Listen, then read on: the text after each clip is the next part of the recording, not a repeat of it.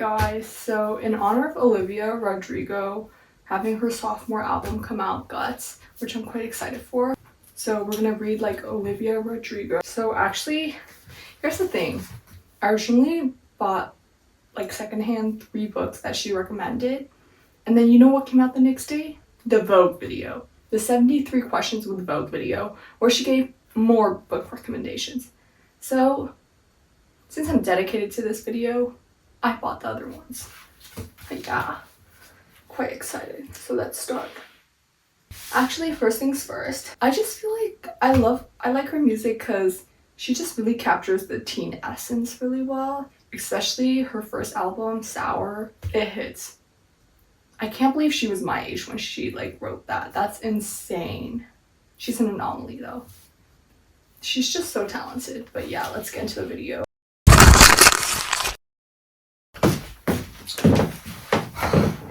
So I already cheated and read some of these ahead of time before I started filming. Like I read it for the video, but first book, let's start off with the new ones.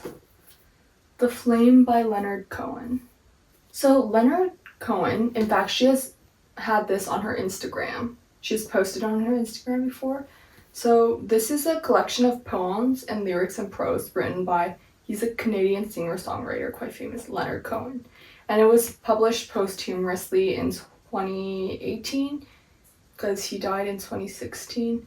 And it's just essentially a collection of, or a reflection of his thoughts, musings, and creative work spanning his entire lifetime. So many of the poems and the lyrics touch on themes that can be seen in his bodies of work, like love, spirituality, morality, and the human condition, and also just reflections of his own life experiences as well. I found out that, or realized that Olivia Rodrigo really likes to read poetry, and I don't know how to critique poetry. Like, not that like you can critique, because like I said, books are to open conversations, so there's no right or wrong, but let's just say like my first poetry book was Rupi Kaur, Milk and Honey, during the Instagram era, if you don't know. But she's also been called out for, plagiarizing or stealing other people's work, so I don't know, like, you know what I mean? Like, girl, my first poem was Milk and Honey, so starting off on a bad foot. Yeah, but I heard things about that, but though she may have, it's not me defending her, though she may have stolen work, I feel like she did, kind of pave the way, or, help Asian women get into the poetry area, But yeah, so I'm not sure exactly how to read or critique poetry, because once you start reading a lot of poetry around the same sitting, most of them revolve around the same ideas or topics, love, life. I feel like they just kind of blend together. But if you look at all the reviews on this book, it's quite sweet. It's a lot of his fans, was this his best work? Maybe not, but actually that's just one review, don't come for me. But they were towards the end, because it's a collection and it's published posthumously, but they're it's really nice if you're a fan of Leonard Cohen's, music and his work. People really did enjoy this, and I thought it was okay, not that I did enjoy it, but then I read another poetry book and I was I kind of like that one more, but it's all subjective. But if you enjoy his music, because some of this stuff is lyrical, his lyrics, I think you would enjoy this, because a lot of his fans in the review section were yeah, I enjoyed his work. It's really nice seeing, his last work, his last thoughts, his last, what is it called? Closure? I don't know. Yeah. So, but there was this one poem, there's a few. And he also, there's included artwork, his artwork, which I thought was really unique. It was just a poetry book, so I'd say actually 3.2. I think his artwork does really, help put together a style of his. And it goes, sometimes it gets so lonely, I don't know what to do. I trade my stash of boredom for a little hit of you. Damn, that's so poetic. I couldn't do that. So the next book is Auguries of Innocence, which is a poetry book by Patti Smith. And this is also a famous poem by someone else, I believe. But okay, this cover reminds me of the Secret History cherub cover. I don't know, the rare one. But I've read some of Patti Smith's work, which is Just Kids and Year of the Monkey, and I enjoyed those. I really liked them. But this poetry book, I feel like I expected more because I liked most of her work. Like, it wasn't bad, but it wasn't like, wow. But I also think poetry is very subjective. You know, it goes from person to person. Like, especially poetry, I feel like. Because how do you judge poetry, you know? It's a very personal thing, if you know what I mean. So this collection maybe wasn't for me, but maybe it's for you. I give it like a 3.1. Like, some of the words were like super deep, and then some of them I was just like, what the fuck is going on? Like, it was overly simplistic maybe, but it's also how you kind of interpret it, you know what I mean? Because obviously it's just words on paper, so there are many different interpretations, and maybe I just interpreted, you know, over the top or underwhelmingly. Like, some of them are quite dense, and I feel like a lot of people also said that in Goodreads, but some people also really enjoyed it.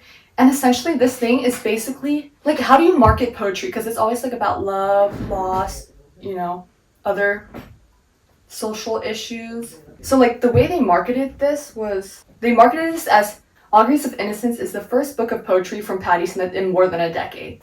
Like, you know how usually books is like, Sherlock Holmes is trying to solve this, like there's a storyline, but this is writing off, this is Patti Smith's poetry book, so you should buy it. That's what's going to intrigue you to read this, because it's by Patti Smith. And I think that, personally, I support the artist's work, or like people's work, rather than worshiping, you know, the person themselves. I like to appreciate the work. So I feel like I can't just write off the fact that, wow, Patti Smith wrote it, so it must be good. But low-key, like, that's a little hypocritical, because I thought, you know, like, logically it makes sense that I would like this because I liked, you know, her other stuff. So I was maybe a little underwhelmed. But you know what I mean? That's hypocritical because I thought I would like it because it's by Patti Smith. But that's just a logical thinking, and if I enjoyed the other works, I would enjoy this. She writes really beautifully. Like, I know she's a singer, but to me, she is a writer through and through. You know what I mean? Like, from her other works, she's so talented, like, is it wordsmithing? She definitely got more experimental. In the backseat, I have one of these marked, like I folded it. You know, stream of consciousness, no periods, just writing. I think that was really cool. I definitely enjoyed one of the ones in the back, but Miffy's here, I forgot to say. And Miffy has a bow now. Sorry, I just grabbed her by the ears. She's so cute. Next book is Helium by Rudy Francisco. And if you can't tell, I think I personally enjoyed this poetry book more. Sorry, getting sidetracked. Helium by Rudy Francisco. So Rudy Francisco is essentially a contemporary spoken word poet and writer, and he's known for his thought-provoking performances. And a lot of his work relates to, like, here's what I mean about the poetry thing here. Love, identities, social justice, and personal experiences. Let's see what I have tabbed. Oh, so there's this poem called Horizon. I hope I haven't already driven past my greatest moments. I think I was getting sappy when I was reading this. Like, I feel like you just don't realize that was the greatest day of my life until you've passed and you're like, wait a damn minute. No, you didn't know that while you were living that day, if that makes sense. So it's like, you know, I hope I didn't pass that experience without realizing that it was maybe the best thing I could have ever experienced. And then this one's called Instructions. Gather your mistakes, rinse them with honesty and self-reflection. I think that was just a life quote, I guess. I feel like I dwell on mistakes a lot, but what can you do with mistakes? Move on, learn from them. Next one. This one's from My Honest Poem. Yesterday I tripped over my self-esteem, landed on my pride. That sums up a lot of humanity. This is from the same poem. My hobbies include editing my life story, hiding between metaphors, and trying to convince my shadow that I'm someone worth following. Maybe I was just going through things at the time. And then the last tab. This one's from a poem called 12 a.m. So essentially it's a poem on, here, I'll just read it to you. 12 a.m. I don't know if I can call this love. What I do know is that my mind is a freeway that is too familiar with rush hour and thinks bumper to bumper traffic is normal. However, she makes everything feel like midnight. The streets are empty and her car is the only one on the road. Oh, so what I gathered from this, apparently from my sticky note, is that, so it's a poem on a girlfriend, and she helps the overthinking, comparing his mind to freeway traffic versus 12 a.m. And there are a few more in the back that I want to read. This one's called Museum, which I really liked. No one ever asks the museum if it's doing okay. So when you choose to spill like this, bleed like this, cry like this, your pain becomes an exhibit. You hang your trauma on the wall. Ask patrons not to touch, but only half of them respect the signs. When you choose to be a poet, you become a place that people walk through and then leave when they are ready. I think the museum metaphor is really nice, especially the part where it's you hang your trauma on the wall and you ask people to touch, but only half of them abide by those requests. And I think that sums up, when you open up trauma to people or your life story, they can take it two ways. They can criticize you, or they can, be on your side. And then this one, I really like this one. This one's Skin 2, the last one I bookmarked. And it's about, just experiences on being, Black, and unfortunately, oh my gosh, there was this one really good line where he was like this applies to racism as well, but I believe he was talking about sexism. He's like, sexism is like an heirloom that we pass down. And I was like, word. But anyways, Skin 2. When you are the only Black man in the whole neighborhood, your skin is that one friend who meets everyone before you do. It wears a wife beater and house shoes. It knocks over the neighbor's mailbox. It cusses in front of the kids and plays music too loud. But you actually don't do any of those things. It's 7 p.m. It's Wednesday, and you were just walking home. I think that really sums up, though Jim Crow laws may not be existing here right now, there's still repercussions. I really recommend reading this. It's quite opening. Yeah, so I gave this one 3.8, 3.9. I rounded up to 4 on Goodreads.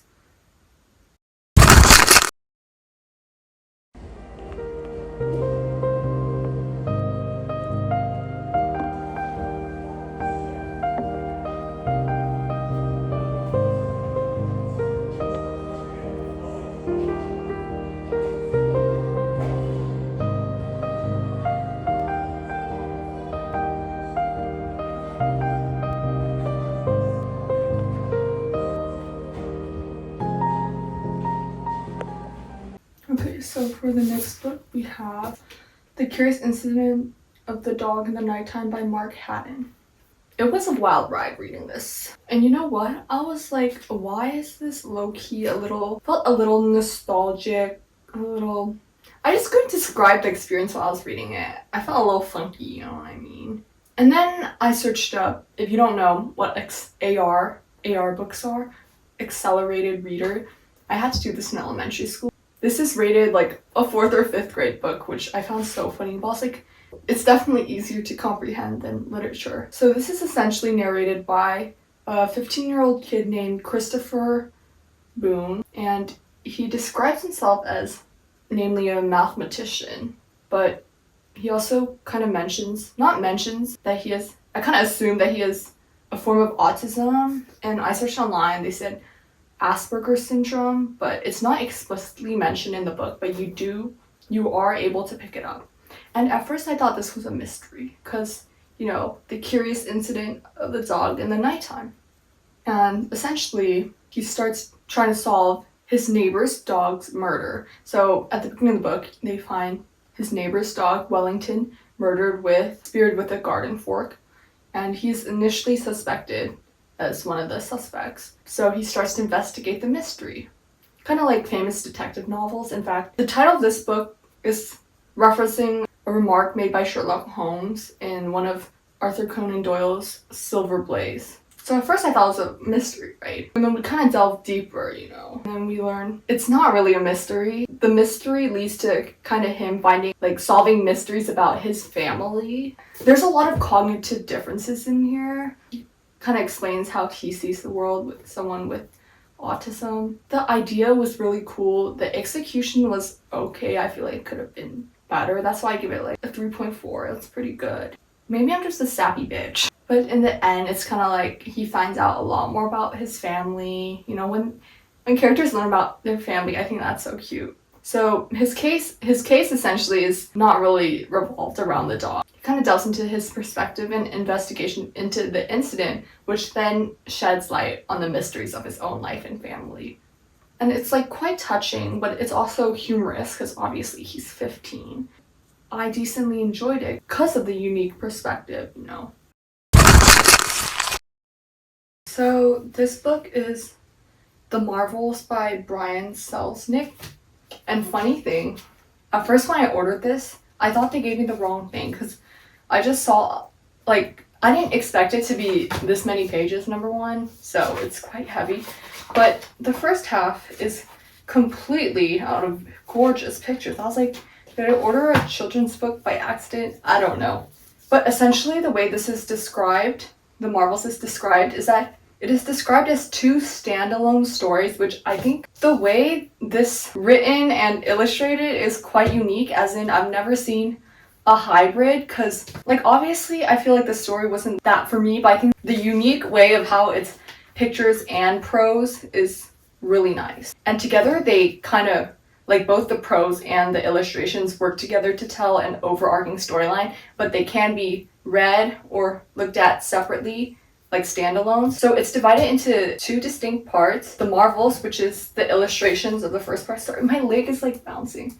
Yeah, like illustrations. And it depicts a story that goes over several generations of this theatrical family called the Marvels. And it follows the family's history from the 18th century to the early 20th century. It just follows their involvement in the world of theater and their connection to London's Royal Theatre. And then the prose part, which is essentially, you know, the second half of the book, or like second story, it's the tale of Billy Marvel, which is probably a descendant by their last name. It's a new storyline and it's set in 1990, I believe. It follows this little boy named Joseph who has ran away from his boarding school and he seeks refuge in his estranged uncle, and he discovers at his uncle Albert Nightingale discovers a strange and mysterious house filled with secrets. You know, like little boys, they like to try to uncover the truth. And he learns a lot about his family's past and the connection to the Marvels. And though like they're separate, you know, standalones, kind of intertwine on themes like family, identity, love. And I think the storytelling here is quite unique. The way this is crafted is really nice. Maybe the storyline wasn't for me, like it was okay, but I think the idea of this was really unique. I'd give this like 3.3. I feel like anything like 3.4, 3.5 is like really good, like a good book to me. And if this didn't have like the unique, you know, the way it's crafted with the prose and the illustration, I'd give it like a 3.1. It's quite immersive. Like look at how nice the illustration. Sorry, my fat hand is blocking. But like look at this. So yeah. Me and Miss with that. So you've made it to the end of the video. I think Olivia Rodrigo loves poetry, okay? Patti Smith, poetry. I really liked her taste, as in this is not usually what I would go for and read, so I think it was really nice to, you know, explore new genres or different types. Like I don't read poetry as much, but this is a poetry book. This is a poetry book. This is a poetry book. And then this one, like these two are also definitely quite unique, as in, you know, the point of view from this one I think was really cool, and then this one, just the way it was set up as two standalone novels. Like, I think my taste is really cool, but I think my favorite has probably got to be Helium. But like all of these honestly come pretty close. Like I found some poems in this were honestly like hit or miss for me, but I feel like I liked a few more in this one. For me, this was definitely my standout, but I feel like if you read books like this a lot, you'll definitely get bored. Yeah, let me know who you want me to do next, because I'll definitely try. Yeah. But thanks for watching. Niffy says thanks. Bye bye.